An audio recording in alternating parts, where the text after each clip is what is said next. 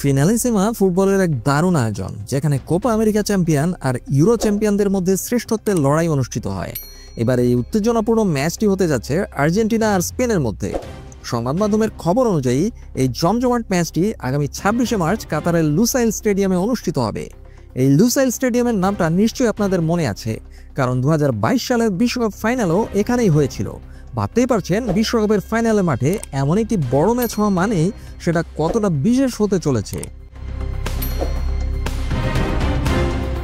আর্জেন্টিনার জন্য ফিনালিসিমা বেশ পরিচিত একটি ট্রফি। লিওনেল স্ক্যালোনির দল 2022 সালে ফিনালিসিমা চ্যাম্পিয়ন হয়েছিল।